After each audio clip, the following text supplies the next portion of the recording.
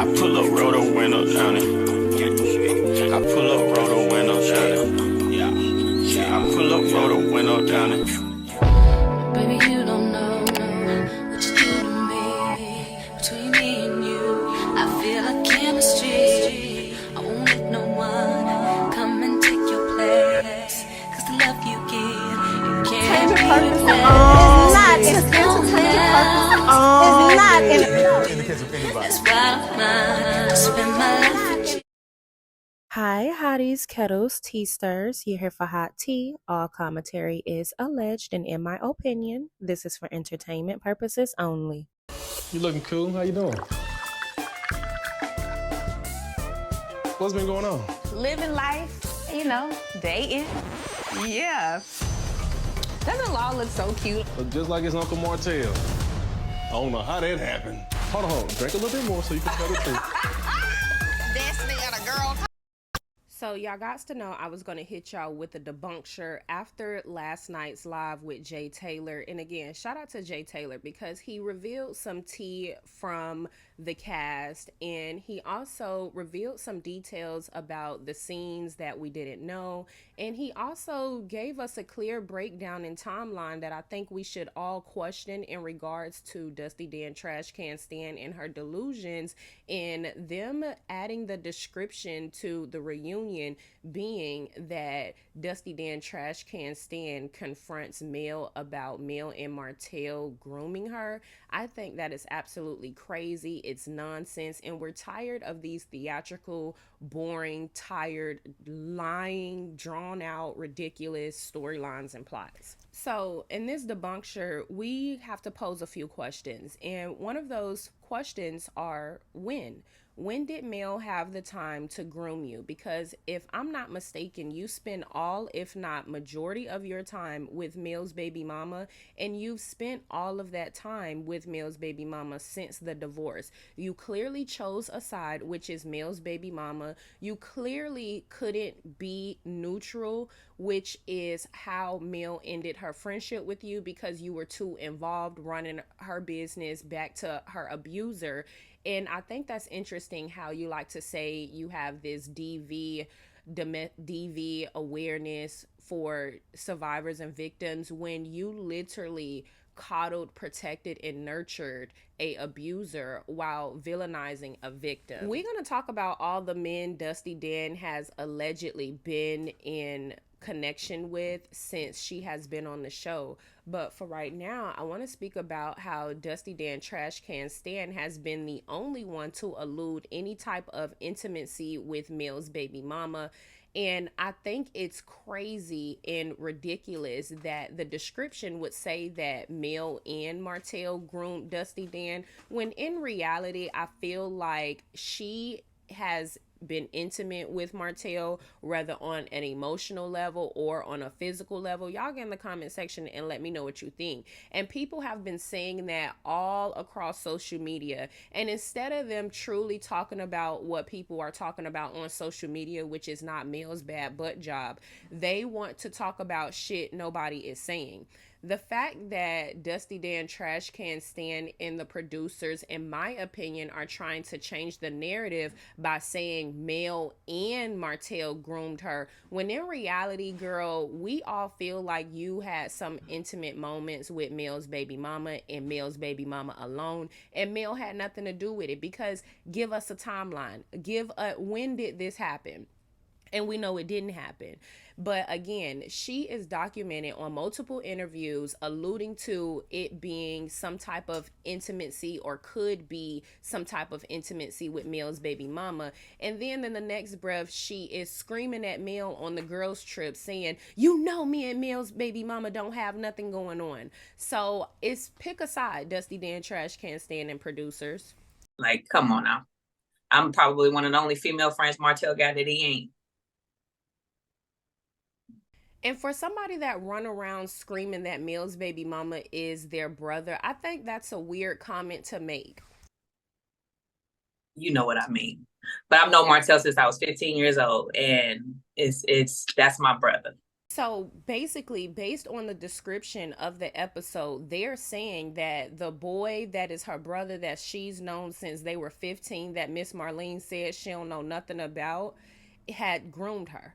That's basically how far they're willing to go in order to try to throw Mel under the bus. And in the show description, shout out to Millie Chan because she's the one that reported on this, and that's where I got this screenshot from. But it says Kimmy and Melody argue over Melody's double standards, which I think is ironic because if anybody have double standards, it's the Scotts. They have the most double standards. They literally throw the most rocks and hide their hand. They literally have scathed by without giving any real reality. They have literally operated on this show for 9 seasons under Mel and Martell's storyline.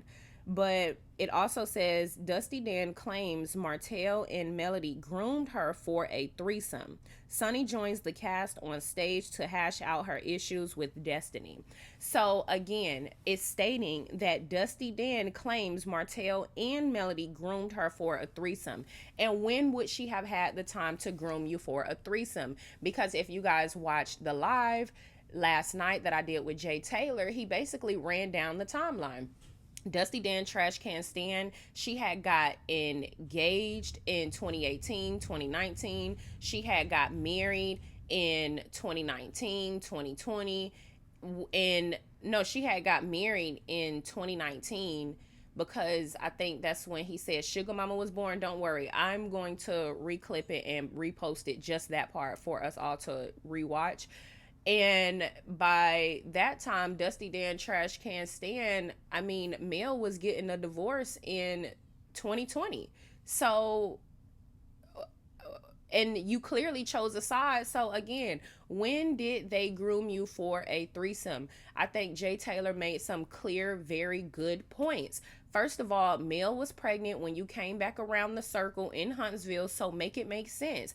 All of these hoes are liars, but what they are not going to talk about is how they clearly alluded to being intimate or Mel knowing how large his piece was.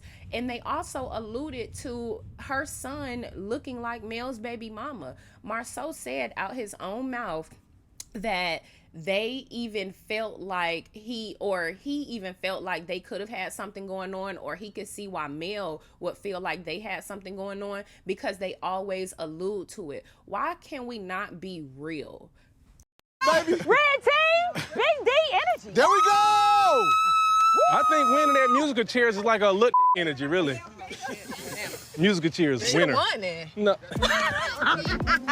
And your new boyfriend out here, so don't be talking about what we, you know what I'm talking about? Sound like you're a little jealous. You know, anything that will make, you know, my friend happy or whatever, I'm down for that. If it's Lance today, if it's, hell, her taking Moses back tomorrow, be happy in it, you know, and I'm cool with it. I don't care. You know, that's your life, you live it. If you happy, I'm happy. You know what I'm saying? And the last thing I want to talk about before I close out this debunker and you guys check out the rest of these clips, I want to talk about how we only get clips of Dusty Dan Trash Can Stan with Mel's baby mama. Like, those are majority of your scenes, and that has always been majority of your scenes since you and Mel friendship have basically reached its demise. So again, when would you have had the time to be groomed for a threesome? We already know Mel and her baby mama ended off not on good terms, not on good enough terms for them to be continuously communicating based on everything that's been revealed since. So Dusty Dan Trash Can Stan producers Carlos King, we kind of tired, you know what I'm saying? I know y'all won't. I feel like there's no way in the world y'all can be this shitty of a producer. And it's crazy because Carlos King sat on his interview with Dustin last Monday, or this past Monday, basically saying the viewers are not dumb, they know real story, etc. And I thought that was interesting how it's a contradiction to what Marceau was saying when he did his interview with Cliff, how Marceau was saying that the audience are dumb, they don't know what real story is. And I just think it's so funny because Cliff was telling Marceau, in that interview. Nah, the audience are smart. They know what's going on. And we've been calling their ass out for knowing what's going on, even though they get on camera and say what we revealed wasn't the truth. Then to turn around on a live to say that what we revealed was true, but they fixed it. Like, it's always some nonsense. But it's crazy how he said that the audience know real story. The audience isn't dumb when speaking about Bravo, yet they try to play their Love and Marriage Huntsville audience to be fools each and every time they go on network on Saturday. It's crazy. Y'all get in the comment section. Let me know what you think about all of this. We're going to talk more. Don't forget to like, subscribe, comment, hit the post notification bell so y'all are up to date each and every time that I upload. I had a moment where it was like, oh, this is too much. I don't want to go to jail in St. Thomas. But then, you know, I've done a lot of work. My therapist and life coach, who is a therapist, so 2 therapists are on speed dial. So doing the work has helped me to stay in situations that I know I need to grow in. I can sit in whatever I can sit in. I can sit in my truths. I can sit in your untruths. So that's why I'm still here. I'm not running from nothing. Let's go right there. Just. Hey, it's good. The life goes on, baby. It's okay. We'll talk. We'll talk. I'm not gonna act like I was apologizing for what I said. No. She was a big proponent of respectful cheating. I said what I said and I meant what I said. I was apologizing that I had to say it. I'm sorry I had to do that to you. I did not want to do this. I don't want to go there, but you can't keep being so hypocritical and not living in your gray areas. Like, you are not black and white. Let's see this gray. Even though we went kind of hard on each other tonight, me and Mel, I don't know, I feel like it's still something there. I think it just was too much energy and too many things. Mm-hmm. And my biggest thing is, you know, loyalty. Like, I've always been that. I see the love there for both of y'all still. So. When I was walking out to you, she looked at me and moved her lips and said, I'm sorry. People be wanting a moment. Ain't nobody got time for moments. You had my story. You had my story. Bye, Felicia. To be honest with y'all, I've been wanting to leave this conversation alone and go back to this beautiful mansion. No, because another thing that you did, I have to address, is you keep trying to insinuate that me and Martell had something going on, and I don't appreciate that at all either. Yep, we can't talk about the real stuff. Because I'm kind of still hungry, so I need to get to the house. What the food is. That's not fair. When we was talking, everybody was like about respectful communication. At this point, I'm over it. I'm over this dinner. I'm just ready to go home and get in this bed and this stuff. I needed a little break. I'm happy you called me. I said, I understand. So listen, so how did it go on the girls trip? Melody being there, how did that go, considering you guys' relationship? She kept saying, you know, any woman that hangs out with my ex-husband's mistress doesn't have girl code and da-da-da-da. And I was like... all this girl code all this fake bull. I was like, don't try to make it seem like I supported that situation, because I got on to Martell about how I felt about it. Yeah. And I was riding with you. I said, but then I turned around and I watched you literally try to teach her how to respectfully cheat. Because you talking to her on the phone all times of the night. You texted her, telling her when to let her know when Martell pull up. And she lost it. She lost her mind. And that's real.